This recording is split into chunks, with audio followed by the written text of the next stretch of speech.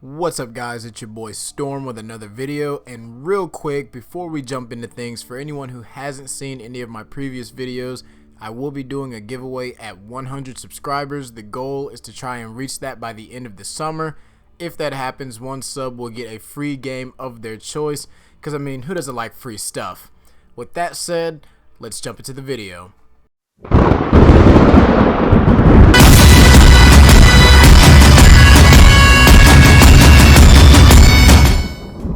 Guys, I hate to say it, honestly I really do, but Vegeta is absolute dog shit, like straight garbage now. Vegeta has never been my favorite character in the Dragon Ball franchise, but I'm far from a hater. If anything, I've always been low-key in his corner rooting for him, hoping that he could come up clutch against the next big villain. Like, you know, come on Goku, let someone else have the spotlight for once in your life. But honestly, I think now Vegeta will forever be nothing more than the prince of all side characters. I mean, as far as the manga and the anime now is kind of like on a really long hiatus, but as far as we've seen in recent manga panels, he's just not showing as much promise. Definitely not as much as back in Z and, you know, early Super. Now, a lot of you are going to write me off as another hater and blow past this video, but to be honest, I'm on your side. And I would like to see Vegeta have a more proactive role in the franchise. And honestly, where people started writing him off at the end of the Buu saga, when it was shown that Goku had Super Saiyan 3, a form he didn't have, you know, I would have argued back then all the way up, honestly, all the way up until the Tournament of Power, right? I would have argued all the way up until then that Vegeta had a decent chance to be a prime contender in the race with Goku for the title of fourth strongest character in the, or what would now be the fourth strongest in the universe. The introduction of Ultra Instinct destroyed what little logic and reason Dragon Ball had left inside its already faulty power scaling system. Between characters getting random power boosts and ki clashing with one another on relatively equal terms despite years of neglected training, you can see how Dragon Ball suffers like most other animes from power scale issues. That's not even including God Ki, which is at first introduces some divine aura that the Saiyans could not reach on their own, only to be diminished to something as simple as training without letting your ki leak out. So that's the trick. If I raise my energy but control it so it doesn't leak out, I can move. Nice, Vegeta! Should have known you'd figure it out.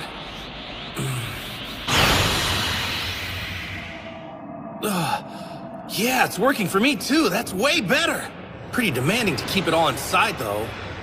So is this the secret to divine energy? The pressure inside's so intense. So Ultra Instinct doesn't help that fact, considering the fact that it's a technique, not a transformation. We know this because Whis himself has even said that, even in the most recent chapter where he told Goku, you're equating it to a transformation, which it is not. Plus, we've seen Master Roshi use it briefly in the manga, which just shows that basically anyone can learn it. Now, I'm not saying that Master Roshi is just anyone. Obviously, he has years, and I do mean years, of training under his belt. He is a master. He is the one who trained Goku, but it doesn't take away from the fact that he's human and Goku is a Saiyan. So for Goku to have reached this tier, and then Master Roshi also just randomly use it in the manga, or at least we're hinted at it, right? We're at least slightly hinted at him using Ultra Instinct in the manga. Now, a few of you may be wondering, what does this have to do with Vegeta, and why am I trying to trash him, even though I'm not? But I feel like I have to reiterate that a lot, because there's always going to be those few stands that just think that you're always trying to trash somebody. Well, it's because he's openly expressed how he doesn't like Ultra Instinct and refuses to learn it, which in my opinion is pretty stupid. Now, I understand he wants to fight and beat Goku using his own methods, his own way, and that's fine. I completely understand, but this is just another prime example, in my opinion, of how his arrogance will continue to basically allow him to be outclassed by other people.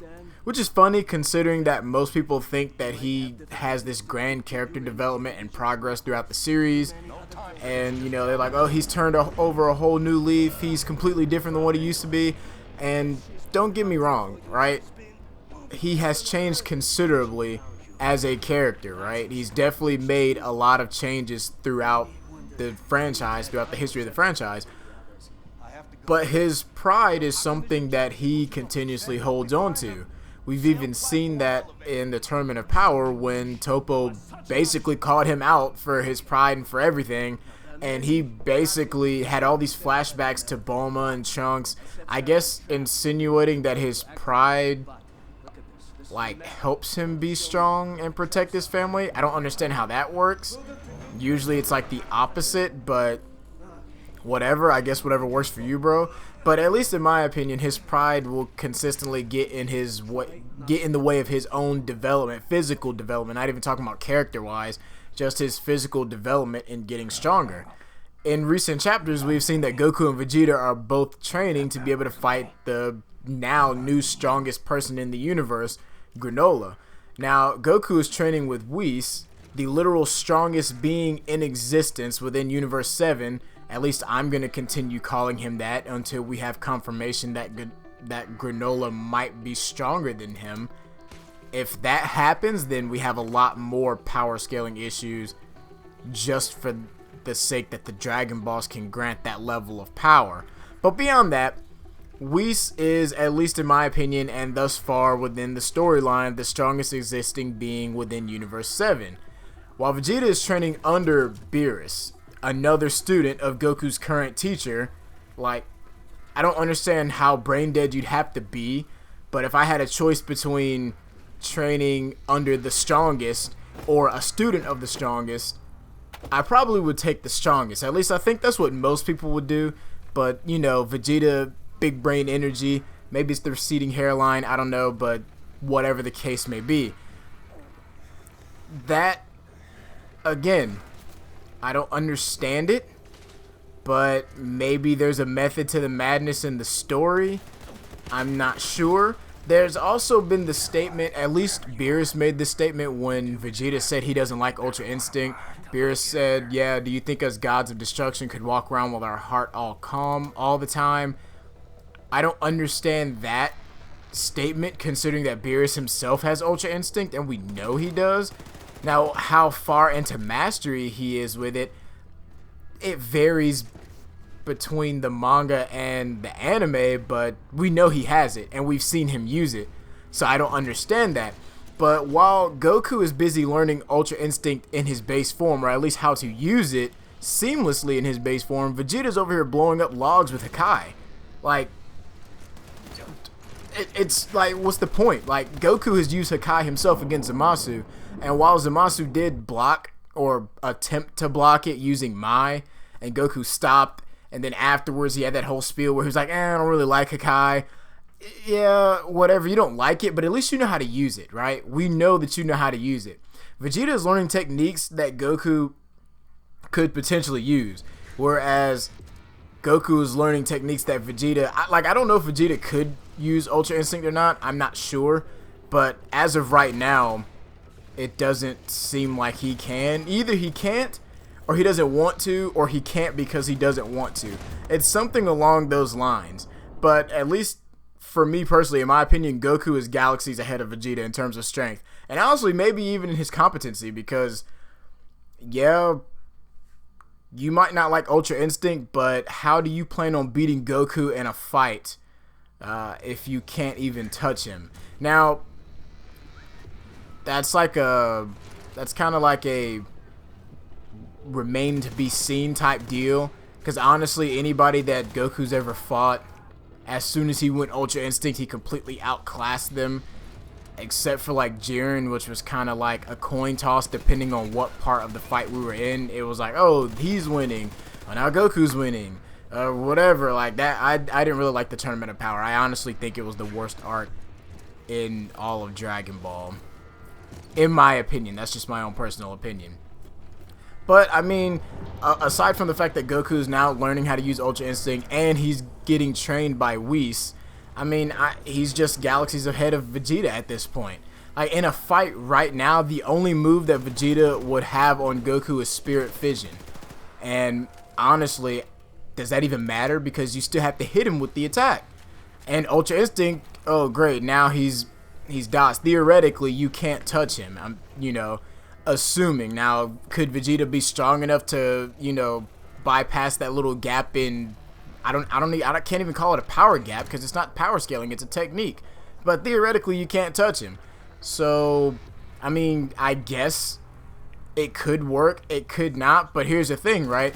Because we know in the most recent chapter, Whis is training Goku to be able to use Ultra Instinct in his base form.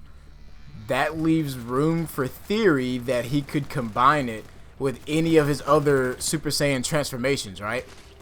So if that's the case, what leg does Vegeta have to stand on? And honestly, it's not even just Vegeta. This goes for other characters. I just feel like every other character has been knocked off the peg earlier, right? Gohan became basically irrelevant during Buu. Like, after the Buu saga, he just became an irrelevant character. Piccolo became irrelevant.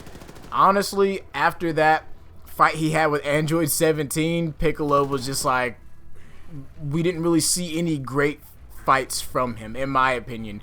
He wasn't done any justice. I think Vegeta is just the most recent in a long domino effect of characters becoming useless.